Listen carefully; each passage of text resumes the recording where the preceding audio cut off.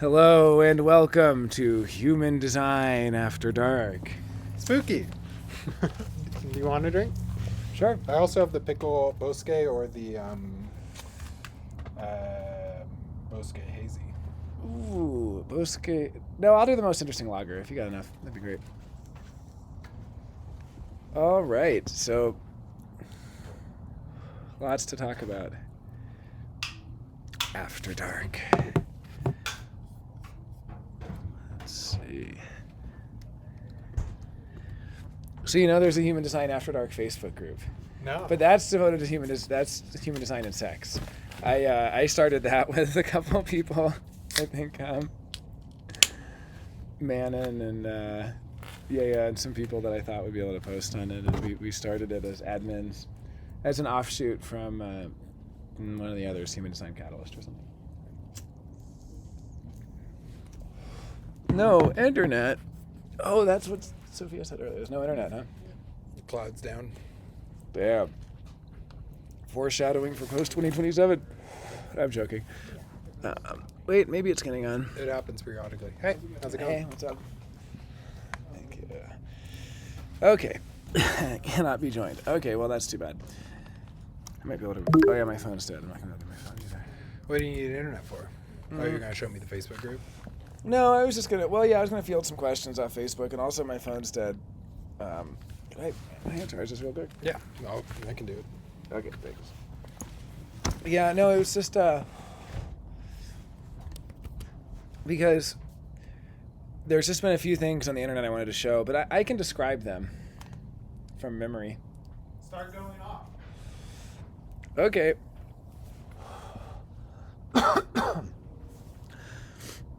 Well, so this week... oh my god. This week started with a whole genetic matrix debacle. Or was that, like a week ago anyway.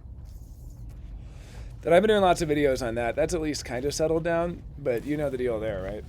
With who? Genetic matrix, yeah. Yeah, they've been annoying for a while. Yeah, well, and they're still annoying, and they're still calculating off by an hour. So, that's not good. He's like a double manifester or something. A double manifester? What does that mean? Oh, he has two. He has manifesting. He has two channels, manifesting right? channels. Oh, I didn't know that. I think so. The genetic matrix guy. John. Yeah. I think so. I think he's got money line and. Oh. 35, 36, something Oh, like wow. that. I don't know. Anyway, one is enough with manifestors. That's my policy. One channel's enough. One manifestor channel. Yeah. Well, no, there have been a lot of things. Let's see. There was, I got into it with Yuri Yesko. It's spelled like Yeskov. Who's that? Yuri's human design analyst from Russia. And he claims to have done over 1,000 human design readings. And he always has really bizarre things to say. And then he follows it up by stuff like, did it change your life? Yes/no, question mark. Oh, this guy. Have you seen him? I've heard of this, yeah. You've heard of him? You've seen him do this? The guy that has one interaction with someone and wants to know if they... Is he a projector or what? No idea. He Yeah, seems like a generator. He seems like a generator initiating, trying to be a manifestor, but I don't really know. Okay. But, oh my god. He was telling somebody with undefined throat to listen more to other people with undefined throat and to do what they tell you and do what they say and to obey them. I think he used the word obey. To obey what other undefined throat people say. That's weird. I was like, okay. That's very weird, yeah. And so I get creating space for undefined throat people. Oh. Well, listen more in general is good. For everyone. Yeah, but universally. Well, no, to undefined throat people. No, I think for defined throat, what can be good is sometimes throw someone a bone. Throw them a bone. Defined throat refuses to speak, right? Undefined throat does not have the luxury of refusing to speak, so has to speak the unspoken due to the pressures of the unspoken in the room and so on. So yeah, but he was not giving good advice though. Like he could say things like "don't interrupt people" or "listen more." But he was saying, obey what other undefined throats say. And then, did it change your life? YN. Like, Immediately. what? Like, yeah. And then the person's response was, no, it was only 20 minutes ago. I don't know yet. It's just like, what? So, yeah. No, this guy. Speaking of undefined throat, you're not quite in the frame here. Yeah, no, yeah. You Okay. can scoot the thing over. Yeah, we'll do it. Yeah, I'm going to sit closer. Here we go. I mean, it's after dark anyway. It's not much. I'm also drinking. I don't think I can do that on my head frame and my YouTube channel. You got to check special gonna get in boxes. trouble. Well, you got to check special boxes if you're like, I am drinking. Really? Yeah. What? Oh, yeah. Well, this is not going to be monetized, for one. I'm not going to monetize this video because, this has drinking in it. But yeah, I'm just trying not to. I don't know. I mean, I'm collective. I'm a collective person. I don't know the rules. It's collective stuff. Go on with your drama. Oh, yeah. So the next drama was just this guy, Yuri. He sent me all these voice messages, and it's a real chore. I couldn't listen to all of them because voice messages are really hard for me. And people that know me know I really like message texts. I don't like texts? I don't like voice messages. Really. Is that an undefined throat thing? No, I think it's an efficiency thing. I think it's an efficiency thing and a collective thing and I can read really fast thing, and it's just annoying and also context switching, having to switch contexts from reading. Oh, now I have to sit and wait and be forced to spend literally 1 minute, 2 minutes, 3 minutes, however many minutes I'm being forced to actually get the information. I can scan and read information in 5 seconds. Right. I can, but it does convey something different. And so I started sending some back. It was my first time ever sending voice messages to somebody. It was really fun. It was really fun. So I definitely see why people do it. I mean, and then he was a little bit like, he was like, whoa, man, hey, that was his attitude. That's why I think he's a generator, because I haven't looked at his chart, but he felt like a generator to me because he was just like bumbling around, like stumbling around, bumping into stuff, like, and then initiating through. I mean, he wasn't really initiating that bad. It's just like, but asking the pointed questions like that. Is it this? Yes or no? Like, whatever. Like, that's just such a weird. Try to put somebody on the spot and then try to get this like point system, this imaginary point system of like the number of people that he has changed their life. Yeah. And then bragging about it. And so he got really into it with Dive In, who's somebody,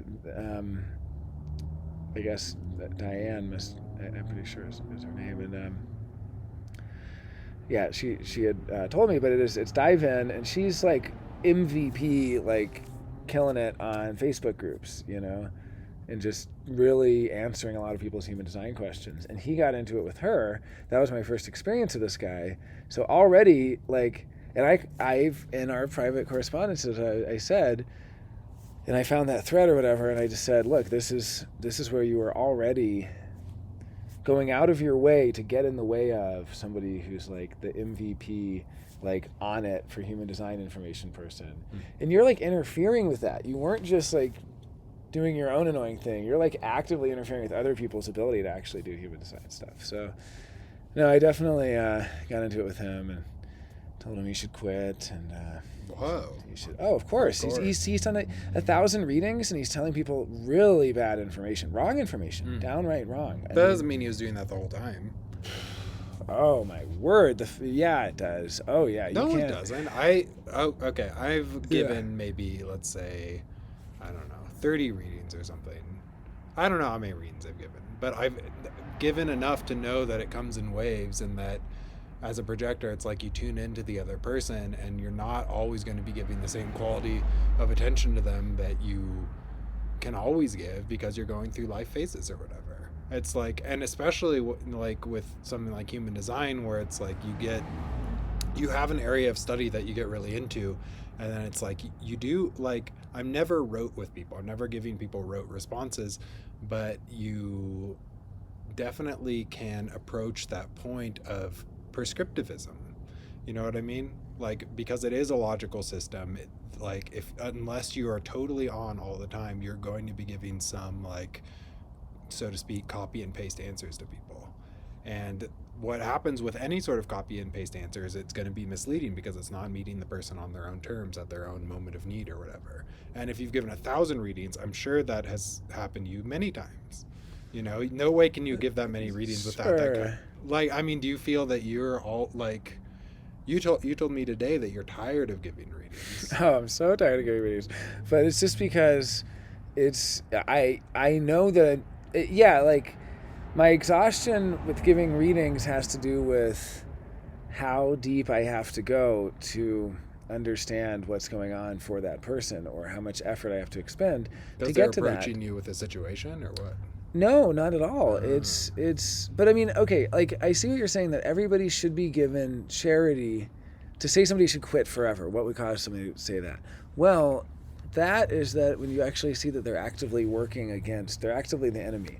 Like, this guy's like the enemy. He's like, maybe he'll be the friend later. That's what I said. I said maybe maybe he is the mutative one, but is this a fifth line dichotomy? No, but I mean, it's just the way it is. I mean, it's where certain people are going to actively work against mutation. They're going to be like agents of homogenization, and they're going to be gatekeepers, and they're going to be people. I'm not saying he is one. I saw him as just a little more like dangerously irresponsible, as opposed to like actively interfering. But again, he does actively interfere. I mean, and it's so messed up to jump in stuff and just to say, I mean, he's so, like, I'm trying to remember the one with Dive In, but he doesn't know. Oh yeah, and then with me, okay, here's what he was saying. So this is some really good ones. So with Dive In, he was saying all this stuff where he was using words, some of the keywords of PHS, but he doesn't know PHS. He doesn't. Now for me, here's what he was telling me. He was telling me, if you have the 4629, which I have, you should stay in the same job for 50 years, perfecting the same thing, doing the same thing repeatedly over and over and over and over again. That doesn't sound like because experiential circuitry at all. He said it's a logical commitment to repeating patterns, and it's fueled What? by the logic format channel What? of the 4253. What? And I said, that's not logic. And he said, yes, it is. It's about What? commitment and Oh my repeating God. the same thing again and again. And then I was confused. That's just plain wrong. That's the opposite. That's the opposite of all of experiential. Yeah, he actually got the abstract, zigzag selective. opposite. I was impressed. I was like, not only did you get it opposite, like you got the zigzag opposite. He retained the zigzag shape, but flipped the whole and it's on fucking his thing. Facebook That's too. insane. It's literally, he's been posting about how the people should work for 50 years in the same job. Or something. That's very strange. How do you It's end up strong. with It's that? like a game of telephone, and he's so far down the game of telephone. But I felt really bad. I mean, I did feel guilty telling him he should quit, because later I said, look, everyone has a chance to, redeem themselves. We're all like thrown into whatever. I mean, I did. I said that we're basically, if you, basically really stop giving readings until you know human design, and actually go and correct some of the mistakes you've made. But he was just he's so out of it that, I mean, you can give somebody a rope, but they're not going to necessarily use it to pull themselves out of the hole that they're in. So I mean, basically my attitude about it, first I said he should just quit, which is the same thing I said to John. I've told two people that. I think I've just been kind of on edge lately. You said that to who? John of Genetic Matrix. I said he should be banned for life from any serious conversation about human design ever, because of 3 years of harmfully, intentionally giving people the wrong charts because he believes that he's right and everybody else is wrong. Oh, no. It's not like he's just making a mistake from being wrong-headed. I know someone like he's this. Committed. Yeah? Okay, I hope it's not me. No, I really hope it's not. About certain things. It's just funny that this is all coming to a fore on this particular day, because there was such a kerfuffle in the Discord for the human design subreddit. The human design subreddit recently started their own Discord, and the one true sidereal guy in there is just such a stick in the mud. It's crazy. Like, it's just like person after person will challenge him, and he does it's that exact same situation where it's like he thinks that only he's right and everyone else is wrong. It's very, very peculiar. I mean, I kind of believe that This too guy about myself. Also claims to have 8 years experience, So if he's really living his design, all of his cells are replaced, and he's at this point. Well, so but True Sidereal just came out 6 months ago. So I mean, if he's been living his other design. But he's like, it always felt wrong to me over 8 years. Oh, okay. You know what I mean? Yeah, no, I mean, that's a totally valid thought. I mean, he might literally be, and it'll be interesting to see, because some people really don't get it. They really don't. I mean, I was introduced to human design in 2006. I did not get it. In 2015, I got it. There's a huge difference in that 9 years of where I was at in my life. On my walk over here, I did a whole talk on preparatory work and like even things like fasting and loss of weight and weird stuff like that actually prepares the cells for mutative shifts to like get the human design virus in some sense. I know it sounds a little bit crazy and bizarre, but Ra talked about it, his 7-year lead up to his experience with the voice. And I myself had a number of lead ups. I was even talking about how I had a theory of guilt, which I've shared with you based on Lacan and some others, which the short version of it is that we feel guilty and neurotic and so on as people, as human beings, when we have betrayed our true desire, but our desire is unconscious and we don't actually know what it is and have to learn what that desire is. And the learning of the unconscious desire involves what I wasn't calling deconditioning at that time, but I was calling things like decolonizing of the desiring machines, to use Deleuze Guattari's metaphors, to basically decondition yourself so that you can be more true to your authentic unconscious desire. What this does is it leads you through individuation into embodying more of the properties of the countertype through the inferior function, as von Franz also discovered, and this individuation process gives you a slower, different way of being in a less reactive way, in a different relationship to the psychic complexes discovered by Jung as these things that basically take over and people trigger us and push our buttons. So all of these are languages and vocabularies which have led to my ability to receive human design at some level. I'm not saying that other people would have that path. They might have a completely different path. One that doesn't involve any psychology or anything, because my point is, I happen to be into psychology, but what psychology did I get into? The one closest to human design. Someone else might be into punk rock, but what punk rock do they get into? The Residents and like, you know, the really avant-garde art house kids. Like the mutants all funnel into the same places from all of these different approaches. And there are mutative predecessors like Jung, who himself wasn't sure if he was, but believed himself to be a relative of Goethe. Right? Interesting. That Goethe was his ancestor. That was what his family had always said, but they had no way of proving it. But he always felt a spiritual affinity to Goethe. Well, even that at a metaphorical level is this kind of same theme of the mutants throughout history, of this mutative edge or avant-garde. So, yeah, I mean, that's what I was thinking about, was just finding each other through preparatory, you know, and just, but then the people like Yuri and these people he could go through that preparatory phase. And the thing is, I mean, I would love there to be some sort of living your design boot camp where you hang out and do like shamanic interventions with people and whatever you have to do. I mean, you know, I love that idea, but I don't know if I have the energy for it. I mean, I have Gate 11. It's a great idea. But, you know, to have intensives and workshops and stuff. And it would be great to take someone like Yuri and to get him into one of these workshops. I know I sound like a conditioning forced education camp dude. That's the fifth line. The fifth line's the conditioner. What can I say? But, you know, it'd be great to get him and then send him back to Russia to actually distribute good human design and not tell people to stay in their goddamn job for 50 years because they have the 4629. Yeah, that's bizarre. Yeah. So, you know, sometimes you have to knock heads, you know. I mean, I have to go around doing this sometimes. Like, this is like what the job is sometimes, of like enforcing information transmission at some level of correctness.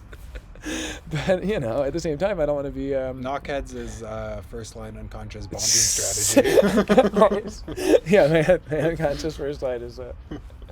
yeah, exactly. So... Oh, jeez. No, I mean, okay, there's other stuff that's been happening, too. I want to move on to some other topics.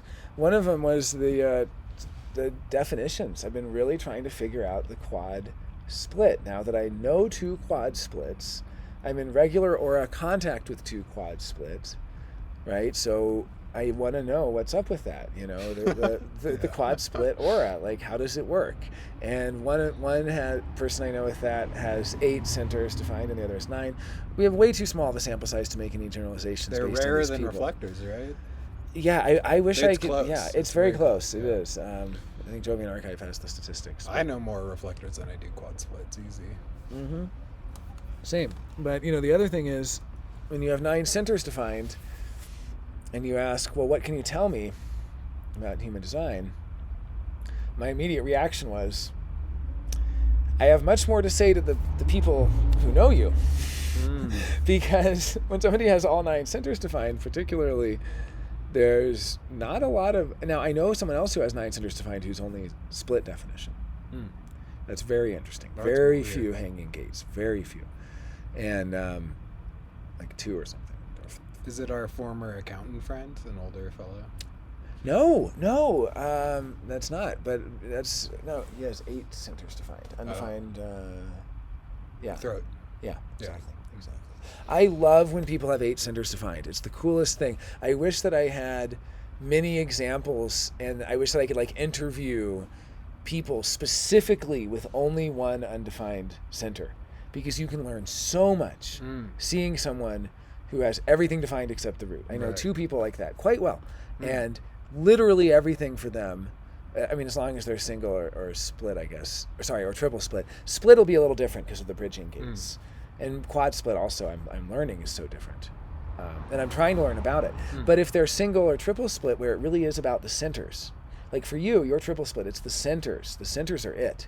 You don't have crazy draw of, it's not like a luscious gate for you, but it's like a luscious sacral because you have undefined sacral. So you can like sink your teeth into the luscious sacral energy, but you can't necessarily sink your teeth into the luscious, like, I don't know, gate 47 energy or something else, right? There's also something to be said for the 6 lines and the luscious circuitry. Because you really do, like, I mean, intuitively from the beginning with human design, even before I knew what the circuitry was, I kind of sensed that the stuff was going on but beyond a single channel or whatever. You know, I wanted to see that complete circuit even before I knew it existed. In a weird way. Yeah, the 6th line really is connected to the whole, like, that's a good point, is there's so much continuity there to what the whole thing is about. Like, you're a 6th line in gate 41, but you have so much continuity to the 35-36. Yeah. Even though you don't have 35 or 36. Right. Yeah. So. But that's kind of a sidebar. Go on with your thing. Oh no! I mean, I just am really interested in quad split. I want to learn about it. I want to learn. I've heard that they can have close relationships with 4 different people. I want to know if that's true. You know, what is it like to be in a relationship with a quad split? Are you one of the 4 people they have? You know what I mean? Like, I don't know. I'm just curious about these questions. If somebody is in the relationship, you know what I mean? Or are there quad splits who are fulfilled with one person? And, you know, if anyone's watching, I mean, this is a good... So, the other meaning... You're going to have to have ajna defined. Really? Oh, because... There's no quad splits without ajna. There's no way to do it without ajna. Right, there's no quad splits without ajna defined. That's so interesting. Every quad split necessarily has a defined ajna. So and that's an interesting funnel too, because a lot of things reach the throat, but only 3 things reach the ajna. You know what I mean? So there's a weird bottleneck effect with a quad split. So when you talk about 4 people and like the different ways that circuitry can be completed, depending on how that ajna is defined, is going to make a huge difference. Oh, that's a really good point. Because if you're a quad split and the only thing open is head, that's going to be so different than being a quad split. The only thing is open is the heart. Root, root or the heart or whatever. And then also how those islands are distributed is going to change so much, but it's going to hinge so much on on what happens at that point where the throat reaches the ajna and everything has to funnel down into that narrow passage. Right. That's a good point. I wonder what possible undefined centers you can even be as a quad split. But I know as somebody, regardless of definition... Probably you could do any one. Is that true, though? Ajna. Is that true? Because what about, like, undefined roots? You could pair any center. 4 Okay. times. Oh, yeah, you're right. That's true. I see what you're saying, yeah. That's so interesting. Everything except the ajna. A quad split could have undefined. Wow. Yeah, that's so interesting. Because they could actually be one with undefined throat. That's what I was trying to figure out. That's such a... I think it could. Yeah, definitely. Yeah. For sure. That's so cool. Yeah. That's so cool. Because there's 6 centers below the throat. And as long as those are paired off, then you have the head ajna. No, that's really cool. Yeah, I really want to know more about... I mean, these rare types like the quad split need research for them, and also just what it means to be a quad split with an undefined center versus having all 9 centers defined. That is already an interesting thing. And having known a few people now who have all 9 centers defined, right? It's just kind of interesting what quality that has. It's a very big difference than if you have 1 center undefined. Because the moment you have 1 center undefined, you can immediately focus there. And if you have all 9 centers defined but you're split, that also gives you an out, because you have an immediate focus being that bridging gate or the bridging gates. That becomes like a hyper focus for that person, but for their not self, right? But the real question would be, what happens when you have either all 9 centers single definition? I mean, wow, how rare would that be? Or all 9 centers triple split, or all 9 centers quad split, because those are the possibilities. And it's so interesting to see that. And I think with the simple split, which I have seen before, there's the focus on the bridging gate or the gates. So that is easier to see. But what is it if it's a single def with all 9 centers? Where's the not self? You know what I mean? It's an interesting question. How is it going to come out for that person? And I think it might, it's hard to say, but it might just come out in, I'm not really seeing, I think what I would say is this: defined centers get physical illness and get a lot of illnesses from not operating correctly. And undefined centers get a lot of mental illnesses. And a lot of people who want to have all sorts of mental problems, psychological problems. They're tormented, they can't stand themselves, they hate this or that, they want to end their life, they want this or that, depression, all these things. Now, obviously you can still have depression, particularly if you have any hanging gates in the format channels, the channels between the root and the sacral. Those hanging gates have 6 different flavors of depression, the 6 different possible hanging gates. The restless depression in the 952, or the, you know what I mean? There's like 3 basic kinds, and then there's two kinds of each. You could do a subtypes. You could do a categorizing, a microtypology of depression just through the format gates. You really can. But I think it's the undefined centers that have a lot of mental issues and have a lot of issues around, these kind of neuroses and complexes that take over. You push a button and they get a complex. Now, speaking about my friend who has 9 centers, who I see twice a week for workout club, you can't push the button. Can't push a button. On a 9-centered person? No, and I mean, it's hard, right? You can't, but they still benefit and are responsive to certain information, which is good for anyone who, by definition, will have emotional definition, waiting for emotional clarity and, waiting to respond. By definition, these are all generators or manifesting generators. There's no other way you can be if you're 9-centered, if you have all 9 centers defined.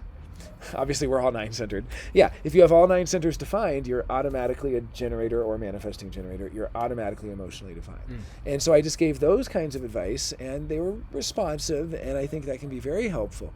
But what's interesting is I don't really see a real strong dilemma. I think these kinds of people, now I'm not speaking about anyone in particular, but I think if you have that much definition, you really do have to be careful for your health. If you hate your job and you're not following your sacral, and you have a defined ego, and you're hating what you're doing for money, and you're not working smart, you're working hard, you're going to hate your life. And if you have a defined solar plexus and you're doing things impulsively without waiting for clarity, and you're going to have all these regrets. And if you have a defined sacral and you're initiating all the time, you're going to meet all this resistance and get really frustrated with life, and that's going to cause illness in each of those defined centers. The actual illness occurs through the center not operating correctly. And just because they have 9 centers defined doesn't mean they can't get into human design. In fact, our mutual friend is into human design and is really into it. It's probably going to start coming to the HD groups. But there is a lack of receptivity that I think is going to be also, it's hard for other people to plug in, or it's hard, you know what I mean? Because there's no real way to connect. So there's this feeling of disconnect sometimes with someone who has all 9 centers defined. And I've experienced that with my other friend from years ago who had 9 centers defined, where, we would do a lot of things together. We'd go out for drinks, we'd play music, we'd do a lot. But I would still feel sometimes the 9-centeredness. I would feel the 9-centered all being defined. I would just really they are going to go their direction and you're going to follow it or not. And they're going to be in their mood and you're either going to go along with it or not. Or they're going to be really on their emotional wave and they're not really going to be, and most people have at least one way that they're really open to you. So even if it's just the open route, they're ready to hurry for you. But, or right, even if it's something like that, or if there's undefined G center, they're ready for you to point them in the direction and they'll be off. They'll be on their way. Just tell them where to go, and if they have undefined throat, they're ready for you to, have some stimulating conversation and to for it to, and so on. So they're really receptive in at least one way, having one center open. There's room for something new. Right, something can come there, and that, right, and I think what this is getting to, though, is a really interesting point, which I think is how specific human design can get, because someone who's quad split, for instance, is going to have very specific bridging gates between these different areas. And to see the hanging gates, it almost makes the hanging gates way more important. For most people, the hanging gates are kind of like dormant, or even, I've used to call them not self gates, but I've changed that to just calling them conditioning receptors. But the hanging gates, in the undefined centers. Right? So if you're someone like me who only has 3 defined centers, you have a lot of hanging gates in the undefined centers. And that's a lot of conditioning receptors. But they don't necessarily play a huge role for someone like me who's single definition. The one in my ego does, for instance, and you can see it as a fixed mental rationalization for why I should prove myself, why I should initiate proving myself, and so on. It's going to be because Gate 26 says you have to do it to prove you have the nerve, because nobody else has the nerve to do it, or whatever. So there's a mental rationalization all the time for doing that. And, I can see how that can be behind me getting in the face of some of the people online and stuff, because it is a very Gate 26 thing. All the ego gates can do that. But at the same time, for me, it's not the thing. Whereas for somebody who's quad split, I think those bridging gates, they become more important. They really do. They really, and I think feeling the need to connect on the other side and having the pull, in that sense, it's more like a split definition. Having this pull towards what's on the other side there becomes so seductive. Because split definition with a bridging gate, that bridging gate is what it's all about for them. Split definition with bridging gate 59, this is all I need is sex. All I need is that sex to release the tension. This is the sexual hustler one, or, bridging gate 40, all I need is to be left alone. Or don't you, and your friend with the 7 or the 31, didn't you have a good example of that? Well, yeah, it's the army, so it's the 7, right? It's the army, I believe? The 31's the one that's up higher, yeah. So I think the 7 is the one that supports it, and it's the army because it's about. I mean, I could be wrong. I do have a lot of third lines. I thought the army was the enactment for some reason. I thought it was the third side. I don't know. Well, I think if the army is supporting the king or supporting the throne, so I always think of it as tends toward the king. Right, like the army is like similar to like the right hand person to the king, or like the power behind the throne. Like I want to be whispering in the ear of power. That's what the army is. So they had that one, and they didn't have the throne. No, they didn't have the whispering. Oh, and all they wanted was to be the whisperer. Oh, interesting. To be the power whisperer. Yeah, so if there's a gate that's all about whispering in the ears of power and having being the secret power behind the throne, a secret direction, because it's a G-center gate. It makes sense it's about direction. Oh, there right? You go, yeah. It's the 7, right? So it's that's totally okay. I love when it makes sense from other. It's like cross examining something. It's like interpolating it from different angles. It's great. But bridging gates, that's how they work. You can really see them, and it's hard sometimes to know exactly how it's going to play out. Like I do readings for people with bridging gates where I have to really guess a lot how that bridging gate's going to play out in their life. So I'll even talk about a few different ways it might play out. So brainstorm, and hopefully they'll recognize themselves in one of them. Because I'm not trying to impress people with my cold reading. I'm trying to work with them to discover how that. Because you record a voice recording for them in advance, and then we even discuss talking it. to them. And then we discuss it. We do a follow-up discussion. So I don't do one or the other. So the bulk of the reading is you not even knowing this person and then throwing a bunch of stuff out there. Yeah, and it's usually actually about 50-50. It's usually, a 1.5 hour reading or maybe a 1 hour. I mean, I usually say it's a 1 hour reading, but it goes to an hour and a half or sometimes longer. Rarely. But then I do also do the follow-up conversation, and that sometimes goes to multiple conversations too, but oftentimes we'll just stay to one. But in that follow-up conversation, which could be like a few days or a week later, or it could be, much later. I prefer when it's a couple months later, because that gives them time to have really lived with the information and sat with it and experimented and been like, here's the result of my dietary regimen experiment. I don't mind doing a quick call right after. Sorry, do you know who's barking over here? It's kind of weird. Let's deal with it. Yeah, I'm going to go see. Let's go, yeah. That's very good desire. That's Mike's desire motivation. So that is some good making it your business. Yeah. Well, thanks for watching, everyone. We're going to be back shortly. Just a little bark-allude. Snap. Something went wrong while displaying this webpage. Reset code hung. Oh, now we're online. Yes, we're back on. Okay.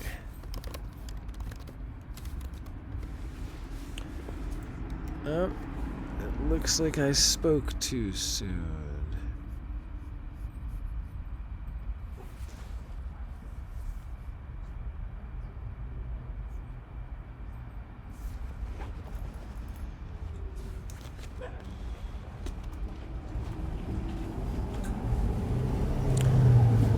If you want to see what's going on here, where we are.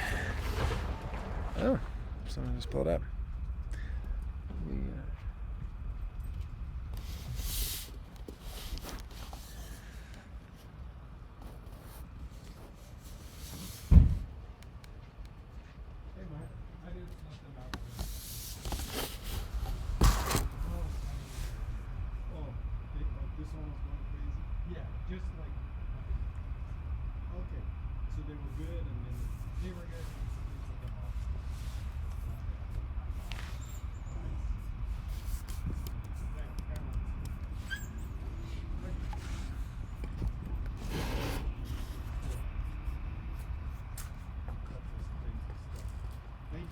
Yeah, no problem.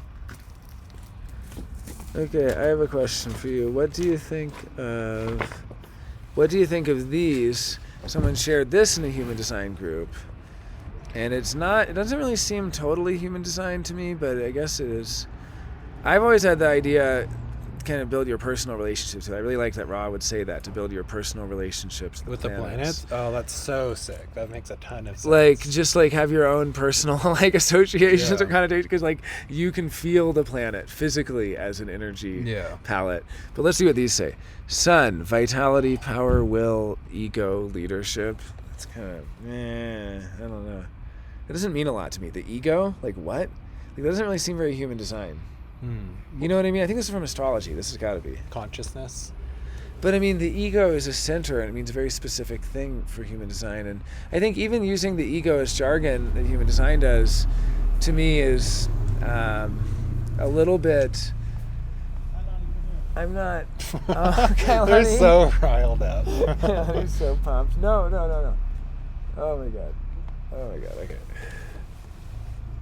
Yeah, but anyway. Yeah, I don't know. Let's see a few of those. Fertility, evolution, design, the roots.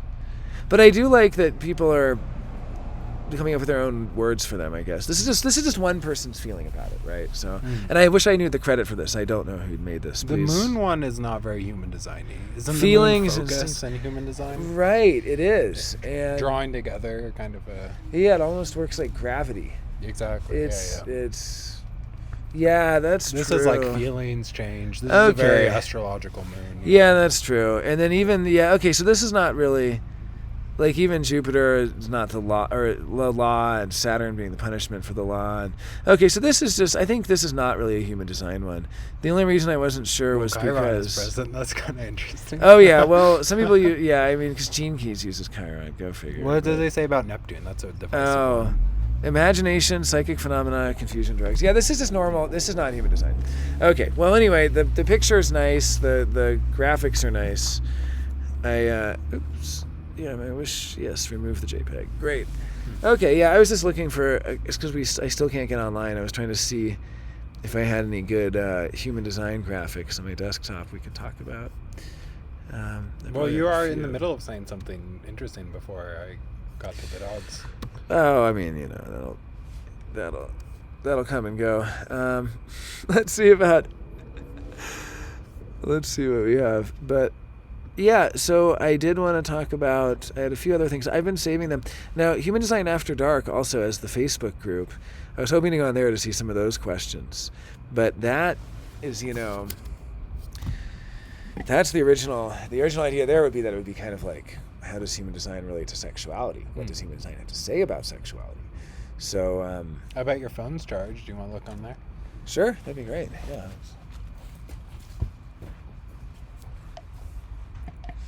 But do you have any, well, yeah, let me just wait.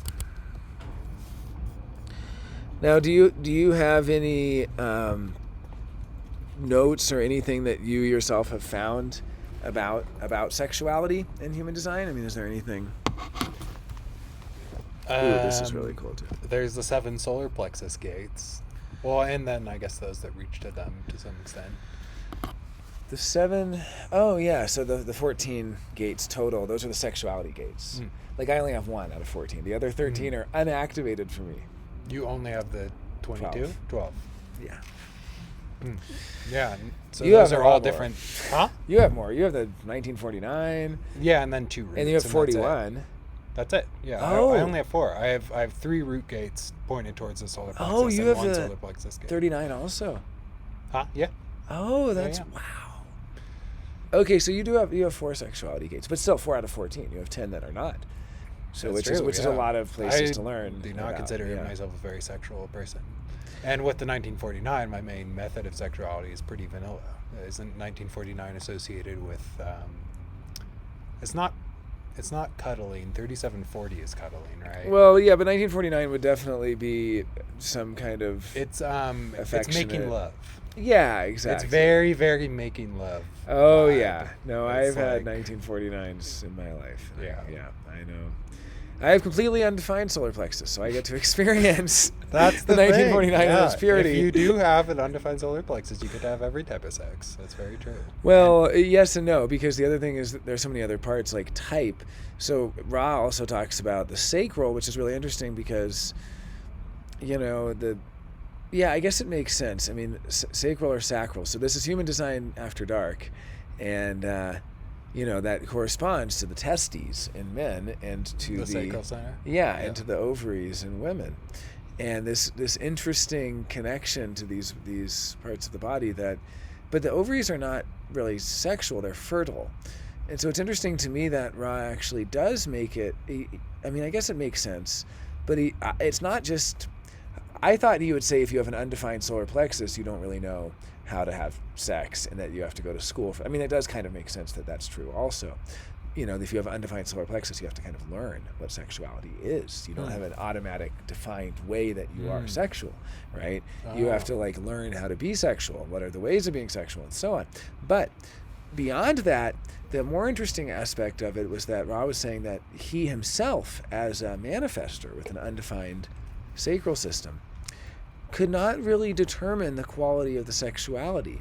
And that's very interesting to me because I've had a number of manifester girlfriends and sex partners, and so having been with manifestors along with other types, obviously I don't have the greatest sample size to be able to generalize from, but that was surprising to me because particularly if they're emotional, I mean really I'm thinking of emotional manifestors primarily, and that's going to be a lot of them. That's going to be all except I guess there are projected channel manifestors. I mean, Ra was a projected channel manifestor. But anyway, it's going to be a lot of them. And I guess what I'm saying is I have felt such distinctly different, uniquely nuanced particularities of sexual experience with different manifestors. And yet what Ra was saying, and I guess it does make sense, and maybe that's what they've learned from the people they've been with before, is a really interesting thought, because what he said is that he could only make love the way he'd been made love to by a defined sacral person. And that he learned from each one, and then if he went to the next defined sacral person, they made love in their own way, and it's not satisfying to him, and he's not able to do it the other way. Whereas if it's with an undefined sacral person, maybe he could still do it the other way and show them, hey, look, I learned how to do it this way. But I guess it doesn't make sense, because according to him, I would have, with my defined sacral, overwhelmed the ability for her to even show me how she had learned from someone else, right? In the sense that But I thought I have everything such a differs in the solar fixed- plexus. That's what I'm Why saying. would it not yeah. be in the in the sexual- bedroom yeah. too? I know, that's a really good question. So yeah, I don't know. Thoughts? Put them in the comments. Okay, so here's the next one. That Is raises more questions than Sorry. it answers. I'm trying to get on the. Wait, here we go. It's blocking you. Okay, human experiential way. Oh no! Can I So- pee before this? Yeah. Okay. Let me just start talking about this to the people watching. Thank you, Jan van den Berg, for making this. I really, really appreciate it.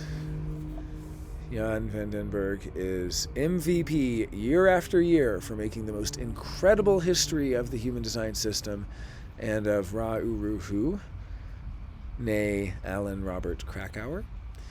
And just cannot say enough good things about this incredible service Jan van den Berg is doing for people. And making this is the coolest thing. So I'm just, yeah, love it. So good.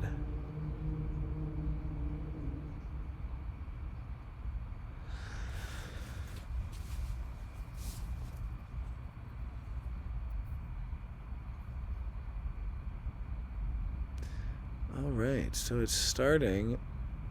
So today is May 5th, 2021, and starting May 9th, 2021, we begin dissolving the human experiential way. In 4 days. I love this. Yeah, the human experiential way. What do you think about it? What's the first step? Neptune enters the 36. Yeah? Oh, that's gonna be nice for you, getting off your. Oh, getting off my 12, Yeah. yeah. Wow, I've had Neptune in gate 22. No, I might miss it, though, because... Oh, you get a little retrograde period, it looks like. Oh, okay, wait, where? In December. Oh, you're right. 22, back to 22. That's okay. Cool, because, yeah, I kind of like having the 12-22 as a background. It allows me to... I mean, I guess my throat will get a nice break. Yeah, so 36. Wow, anyone with 35, they're in for it. They're about to... But, I mean, this is cool. So I didn't realize 35 and 36 are right next to each other. They're right next to each other? They must be. Yeah, I guess so. That sounds vaguely familiar, actually. Oh, because 36 is about... Okay, yeah. It looks... I just didn't realize this. So 22 to 36... It's all Pisces. And then Neptune is going to go into 35 from Yeah. 36. But then it retrogrades to 16. How is that possible? Oh, it's gone through... so they're not adjacent. It's gone through... I'm really confused by this graphic. Yeah, it's a little... Oh, Pluto enters gate 36. Yeah, so they're not adjacent. No, Okay. no. It's just that this is like in the year 2056 is when Neptune has already gone through gate 16. Oh, And weird. then it goes through 35. Mm. So, but this is really interesting. We're really seeing a lot of movement on the human experiential way here. We're seeing really radical movement in With the the human slowest experiential way. planets, yeah. Yeah, between Neptune and Pluto. So what we're really seeing here is, we have start dissolving the human experiential way. Neptune leaves the 36 in 2024. So really the next few years is going to be a really interesting time to see how Neptune basically dissolves the 36. Neptune 36 will be really interesting. And then we're going to go into the 41 with Pluto. Nice. And that's 2 days later. 2 days after Neptune leaves the 36. Pluto in the initiating codon. It's been, 250 Oh, years yeah, since that that's happened or something. so cool. And Pluto's going to be conjuncting your sun, but I guess not until it gets to the sixth line. What was going on 250 years ago? Good question. But, I mean, death and resurrection, yeah. And the U.S. is having its Pluto return during this time, around this Oh, point. wow. That's kind of interesting. So the American Revolution basically was going on the last time Pluto was in the 41. Yeah, That's a freaky thing to That's think right, about. exactly. And then like that's what's going on from 2024 to 2029. Oh no! And it starts 2 Land days of after. dreams, right? And I love this. That's 2 days trippy. after Neptune leaves the 36. How cool is that? Oh no! I mean, it's such a tight little yeah, thing. That's bizarre. And then after 2029, things just chill till 2056. So that's going to be like this nice chunk of time of growing old if we're lucky. And then Pluto being the 41. Oh my gosh, that's interesting. So I don't know. I'm just thinking about the Pluto and Capricorn babies and how that's right now the only living generation without a name because they're too young to have a name. Oh. So the Rave children are going to be the generation after that. Oh, interesting. So Gen Z is 2 generations before the Rave children. Oh, wow. Isn't that kind of weird? Yeah. I guess. Yeah. I don't know. We'll see. Yeah, it's interesting. But go on with your third. Oh, no, it's until 2056, and then there's just these tight movements again where, look at that. Neptune leaves gate 35, and then the very next day, Pluto enters gate 36. Cool. This is in day, month, year format, so that's the very next day. These are Look out really, for May 2060. Oh Damn. my God, these are such tight little changes. I love it. Love it, love it, love it. Okay, thanks to Jan van den Berg for that. That is really good. Let's see. Here's a nice picture from 64 Keys. We can give them a little promo. Look at that. All the amino acids. Oh, I've been curious about this. This pops up in some of the PHS stuff too. So cool. They're really advanced. 64 Keys people are cool. I hope to meet them someday. Yeah, nice graphic. Shoots a scorpion. Gate one is literally AAA. Wait, where is that? So good. Wait, where is? Right here. Oh, lysine AAA. It's like, I love and that. then where's gate 2? Oh, You. Sweet. What are the odds? That's wonderful. Wow, this is so good. I love it. Okay, that's a cool one. Let's see. Yeah. I'd be down to look at the other crosses on the Vessel of Love and the Yeah. and the Sphinx. Check out this little picture. Whoa. Damn. Post rare raws. Yeah, that's your rare Roz. I'm just looking for something on that. I'm seeing what I have here. Oh, this was from Genoa Blyven's anti-sidereal post. He was trying to explain. I mean, he was explaining how it all works, but I like that. Genoa's the anti-sidereal?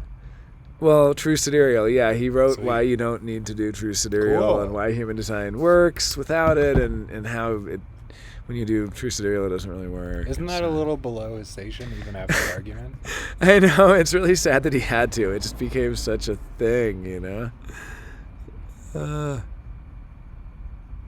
That seems relevant. Not really.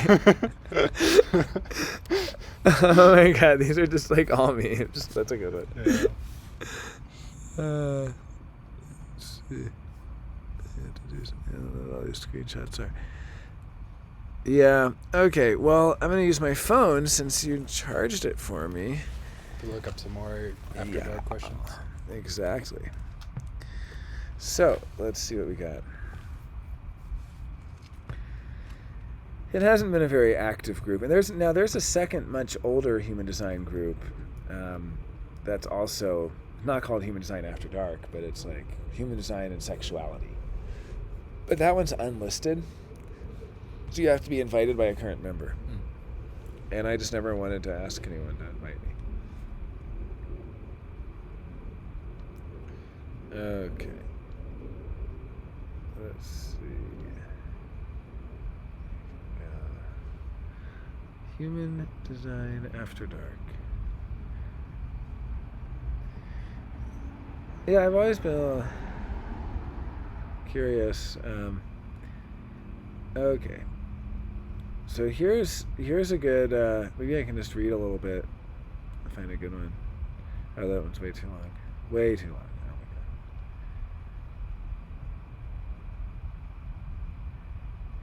Oh my God. here's something I wrote. So our temple is moving from aloneness to 59.6, the one-night stand. It's been the case that after being out in the world and in the mundane Maya, we would go into our aloneness to commune at the temple, so to speak. Line 1, recuperation, renewal, relaxing and enjoying the fruits of our labors.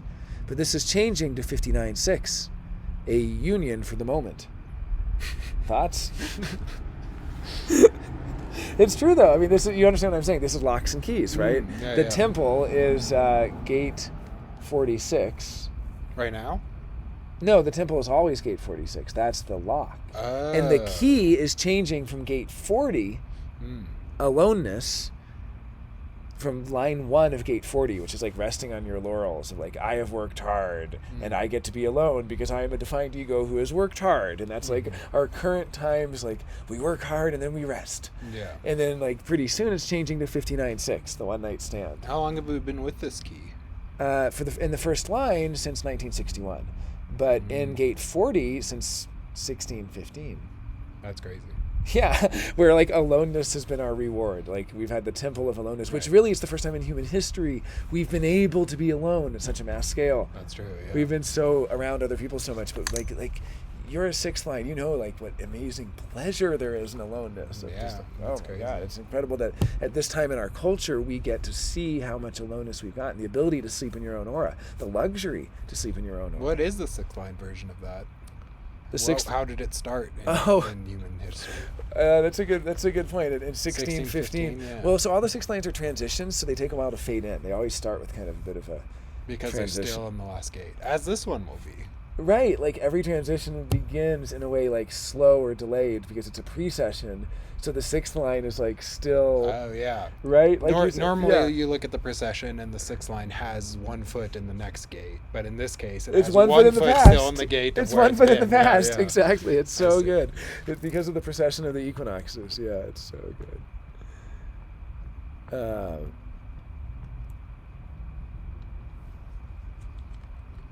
Wow. Yeah, these people said really good things. I don't want to join the HD and sexuality group to see some of the good comments in response to this. I would normally quote somebody, but because it's such a sexuality group, I don't want to embarrass anyone. I don't think they'd be embarrassed. You don't have to quote them. No, I know. There's just some good ones. You can paraphrase, or you can also quote them and not attribute it to them. That's a good point, but I feel bad doing that. I think I'll just quote them next time. Yeah, it's... So this is a raw quote. I don't think any couple can really have a healthy relationship if they're sleeping with each other.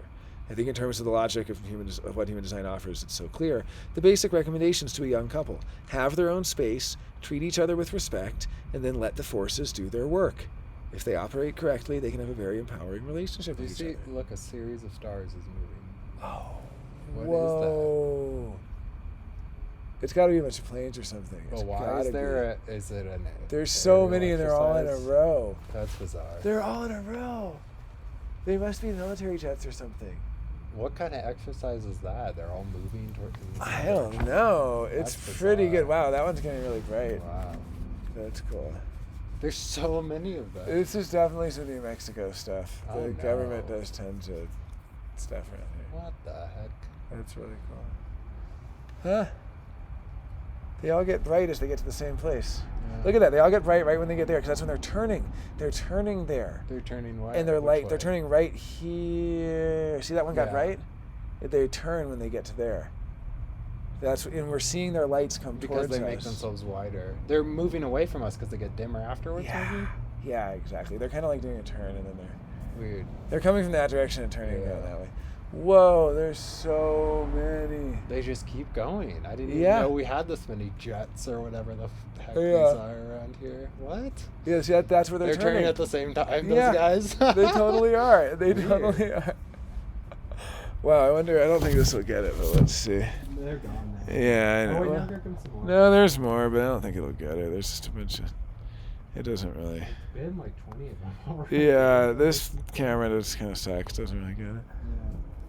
Wow, there's just so many. What a nice thing. What a special thing. Okay, well, I like it. I like it a lot. They're still doing it. The jets are still flying. That ain't normal. No, it's cool to see. I like watching it. So, okay. What is below them? Is that a star? Yeah, it's gotta be. I mean, it's blinking. No, maybe it's a satellite. It's blinking pretty strangely, yeah. Oh, here's some...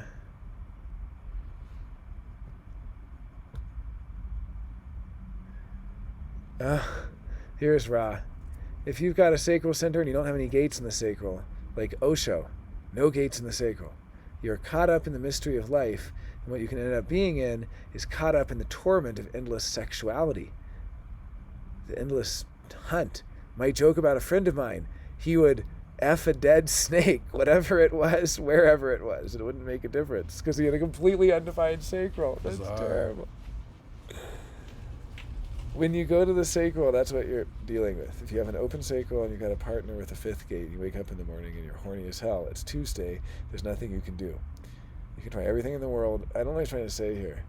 Oh, because they're saying, sorry, I'm not available. I have to see you tomorrow. Oh, so he's saying that the availability is on the fixed rhythm. You only see him once a week. You see him on Wednesdays. They have gate 5. You only see them on Wednesdays. For any tantric channel, that would be a version of that. If you are a 29th gate, you're only going to have sex if you're really ready to make a commitment to love. Oh. These are the ones that are monogamous. Genetically, he says. Yeah, I mean, I kind of am. I always say that. They're the ones that say, yes, I will only make love to you if I'm committed to you. If I can make that commitment, will you love me in the morning? So the open sacral makes love to the 29th gate, gets up in the morning and is ready to go away, and they say, you lied, you used me. But that's the way it works. The open sacral, it's not their fixed pat thing, Yeah. This is the thing to understand. The problems so many human beings have that are easily explained just by understanding the mechanics. It's just the mechanics. Yeah. It's like somebody who has the 9th gate. No, I have the 9th gate. The 9th gate's the little things. Oh, it skipped forward. But yeah, these are pretty good. Go back to the 9th gate. I want to. That's my only sacral gate. That's your only sacral gate. Oh damn. Okay, this is a really long one.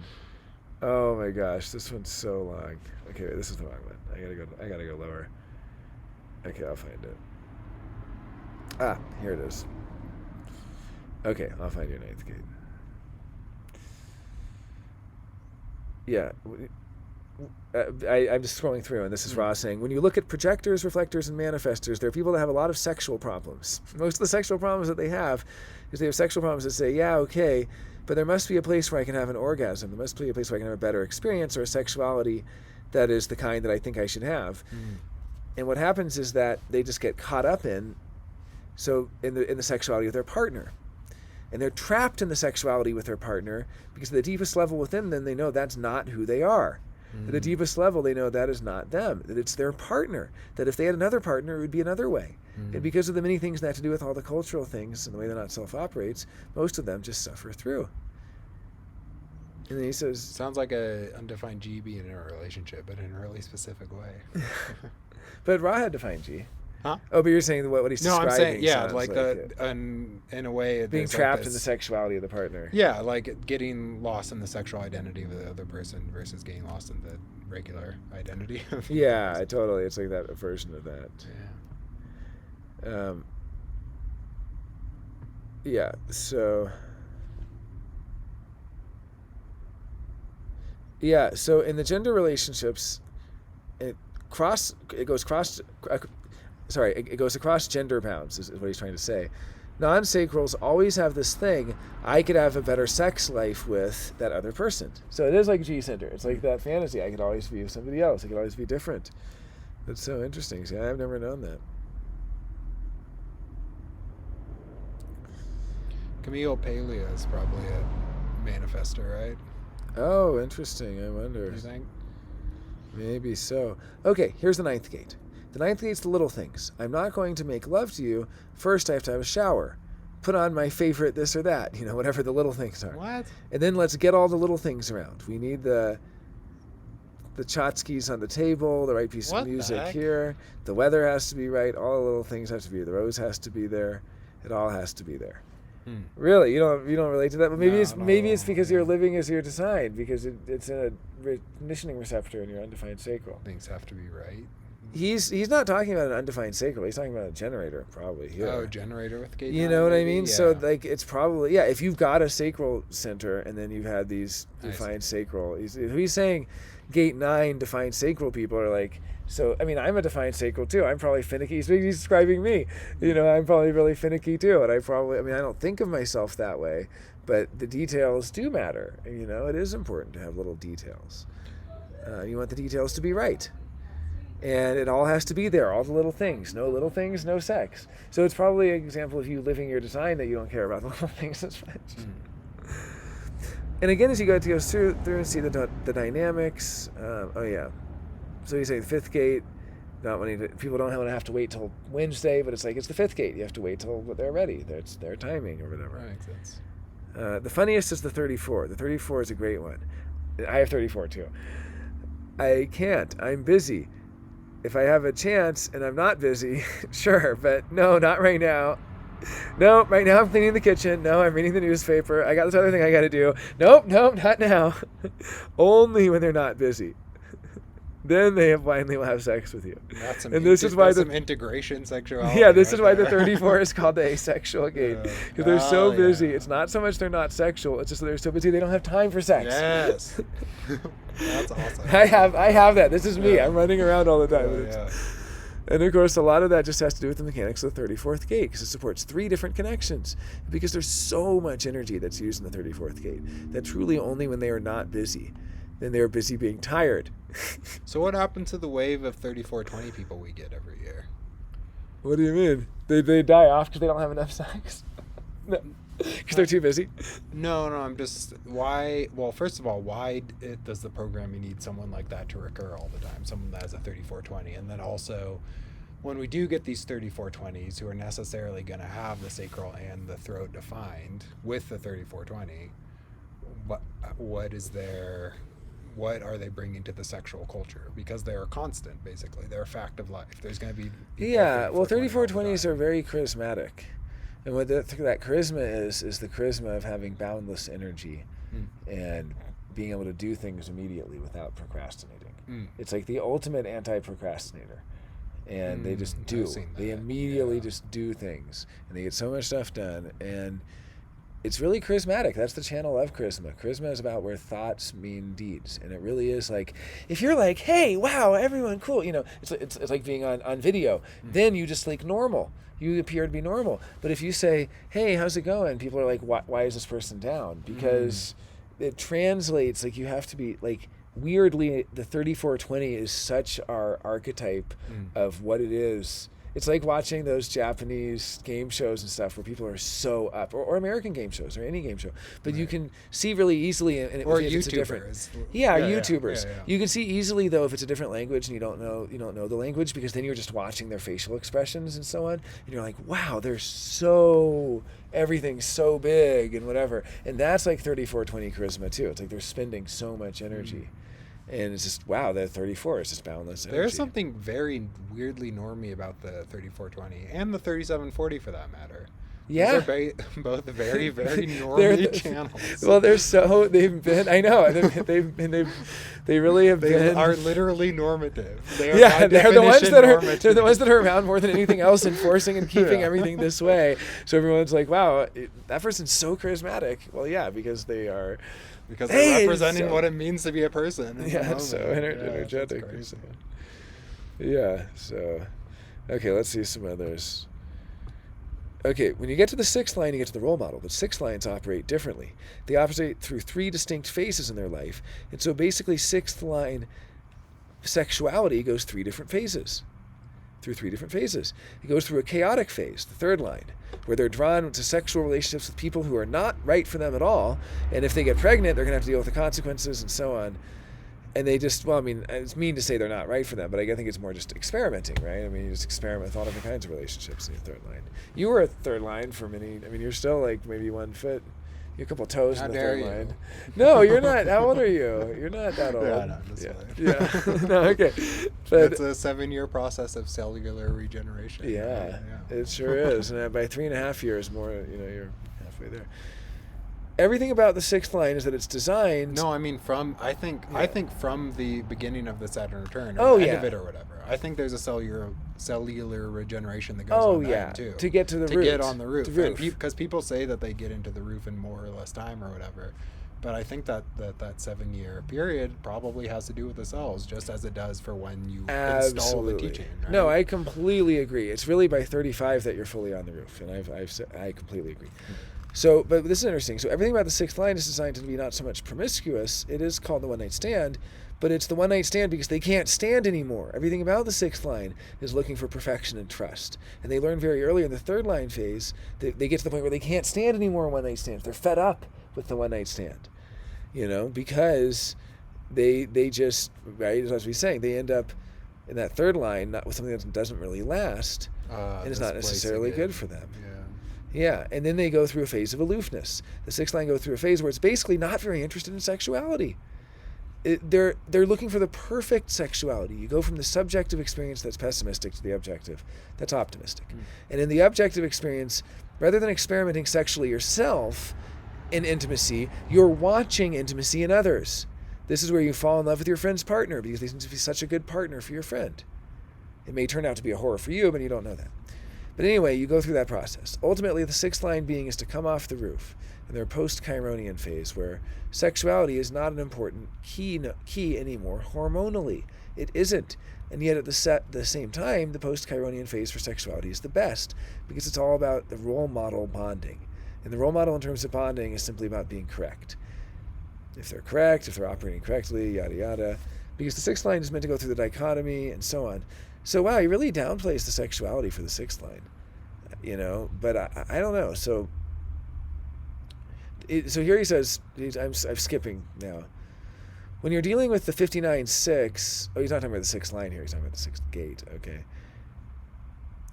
So yeah, so he's kind of rambled on about some different things. So yeah, and then one of the first comments, not fully convinced by this explanation of the sixth line. Yeah, neither am I, because he's like, basically he says you just experiment, and then you're like, oh, I'm on the roof, done experimenting, I'm just going to watch other people experiment. Then you're like, oh, off the roof, too old for sex, no big deal. No, I mean, it's not really, but I mean, that's kind of what it sounds like. Hormonally, you're not driven by sex anymore. But then he says that's when you actually get to have the true role model bonding of sexuality of being completely yourself. So. Sounds refreshing. Yeah, I guess it does kind of sound really nice. Let's talk about the horniness of spring. Oh yeah, it's second line season right now, or second gate 2. It's gate 2 season. We're on the third line of gate 2 today. That's true. Right? Maybe the fourth at this point. But so we've started a new quarter. Is my point. The quarter of civilization. People get horny in early spring, back when we're still in the quarter of initiation or whatever. But people are really getting horny right now, and there's literally flowers everywhere. Flowers are popping up all over the place. What is it about the building of civilization that requires horniness? Is it third line? I don't know. Is it? Yeah, I mean, is it? That's a good question, because the reason I say third line is the third base. If you start with base, you see a lot of keynotes, and sexuality comes from the third base. So if you think about third line process of being deeply material, everything about the material is building of the Maya, building the physical buildings, and building the mental words we use, and all this stuff. And Taurus is famously sexual, of course, in conventional astrology. Excuse me.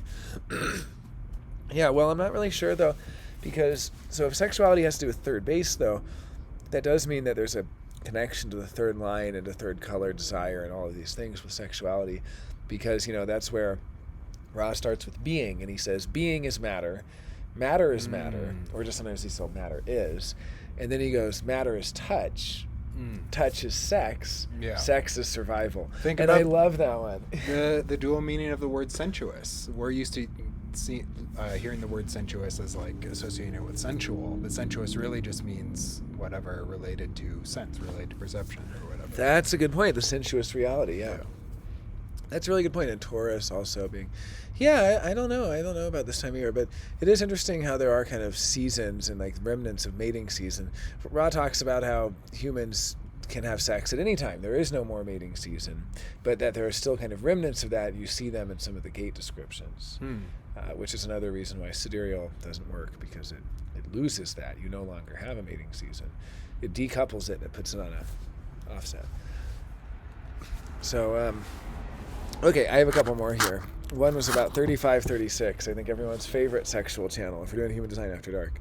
So this is raw. One of the things to recognize about the 3536 is that part of its creativity is to be sexually creative. It's the sexual talent, at the sexual level, the talent for making love, a talent for sexuality, and it's about experience. Now, you don't get the experience making love to the same person every day. You don't unless you're tribal, and that's okay for you. But you don't learn anything.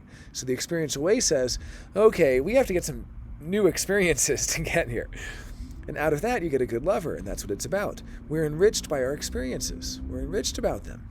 So let them then be clear experiences. If you got a 35-36 lover and they're about to take you through a sexual experience you never had before, if they're clear in entering into that experience, you're going to have a wonderful time.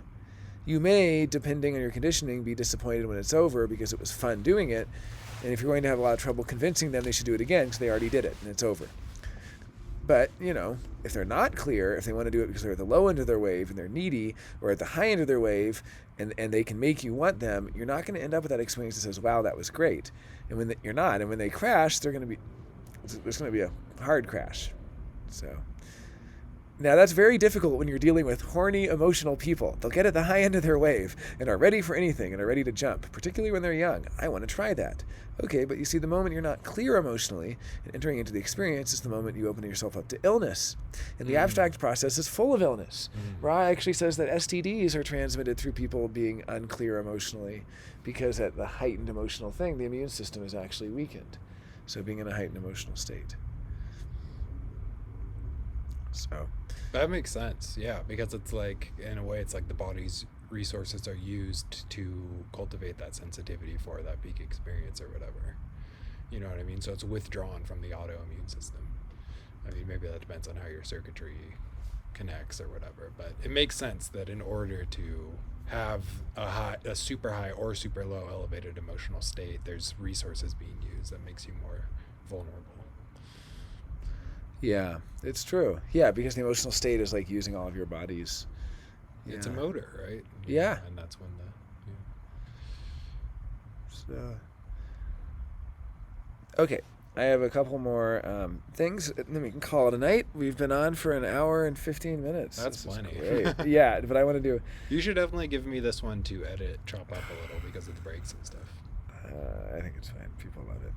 People love it. Let's have a vote. Post in the comments if you want to edit this. Should Mike be editing these? Or any of Jonah's videos. No, I definitely want him to edit. Well, I want him to start editing a lot, but I think the edited ones, we can. I'm not gonna crop out stuff that doesn't go anywhere or anything. I'm probably not gonna crop out any words. I'm just going to cut breaks and stuff.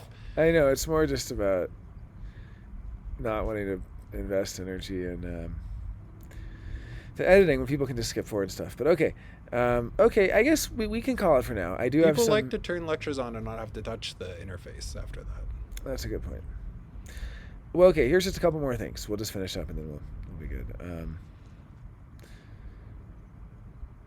Okay, well, let's do it next time. There's a lot. They're big topics. Next time on State of Human Design. This is not State of Human Design. This is Human Design After Dark. Okay, yeah, this is Human Design. This is good. This is great. This is sloppy design. Great. Yeah. Well, on the next State of Human Design, we're going to talk about mutation-adjacent people. We'll talk about celebrities, and we'll also talk about.